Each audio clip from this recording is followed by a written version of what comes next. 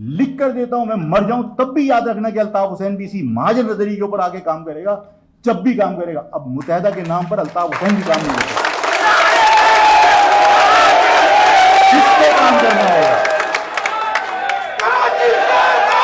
किसको काम करना है? इलेक्शन के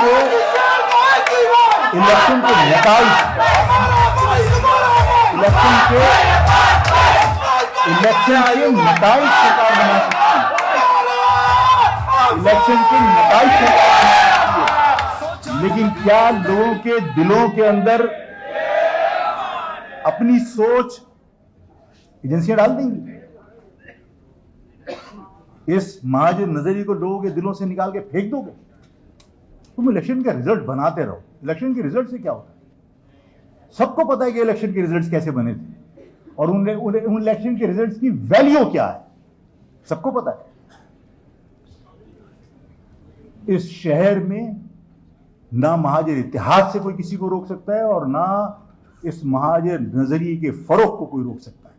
और मैंने जिस तरह कहा कि मैं आपको लिख कर देता हूं और मेरा ये यकीन है, ईमान है मेरा, इस हद तक मैं कहता हूं कि मुझे कोई शक नहीं है कि जिसको भी आज पॉलिटिक्स का, और फिर जिन लोगों ने मुत्तहदा के नाम पर काम किया था, मैंने उनसे कहा कि तुम दहकते हुए तवे पे बैठ के पंजाब से वोट लेके दिखा दो, मैं तुम्हें मान जाऊंगा कि तुम्हारी सियासत जायज थी। तुम्हें किसी ने वोट नहीं दिया, तुम्हारी जड़ें महाजर कौम के अंदर है। तुम इमली का पौधा लगा के आम खाने की कोशिश करोगे, कभी मुमकिन नहीं है। हमारी पॉलिटिक्स लसानी थी, हमारी कौम के हवाले से हमारी पॉलिटिक्स है। हम कौमी धारे की सियासत कैसे कर सकते हैं जब तक मेरे घर की आग ना बुझे? मैं किसी का खेत सैराब करने कैसे जा सकता हूं जब तक मेरे घर की आग ना बुझ जाए, मेरे घर के लोगों को हुकूक मिले नहीं? मैं पंजाब को जालिम के मजलूम कहकर उनके हुकूक की बात करूं, मैं पख्तूनों के हुकूक की बात करूं? यार, मेरे घर के लोग बेरोजगार हैं, मेरे घर के लोगों के साथ जुल्म और ज्यादती हो रही है, मुझे पहले अपने घर के लोगों के मसले हल करने। क्या आप अपने घर की लगी आग को छोड़कर किसी और के घर में उसके लॉन में पानी डालने जाएंगे? अकलमंदी है। यही बात मैंने कही थी। कोई शख्स तुम्हें तस्लीम करने के लिए तैयार नहीं है, सिर्फ तुम्हारा इत्तेहाद उन्हें मजबूर करेगा कि तुम्हें वो तस्लीम करे। तुम्हारा इत्तेहाद उन्हें मजबूर करेगा कि तुम्हारी वो इज्जत करे। तुम्हारा इत्तेहाद उन्हें मजबूर करेगा कि तुम्हारी कदर करे।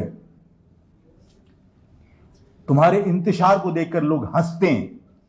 और बाज़ औक़ात मैं अपने लोगों से, साथियों से कहता हूं, तोलो अपने आप को कि नफा तुम कमा रहे हो, तुम कुछ हासिल तुम कर रहे हो या गंवा रहे हो।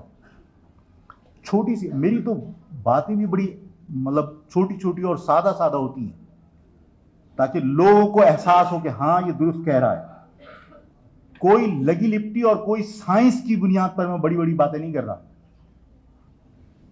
आप अपने गिर्द जितने लोग बैठे ना, सब अपना जायजा लो। फेडरल एरिया में अगर किसी के पास 120 गज का मकान है ना, तो वो भी 3 करोड़ से कम का नहीं है।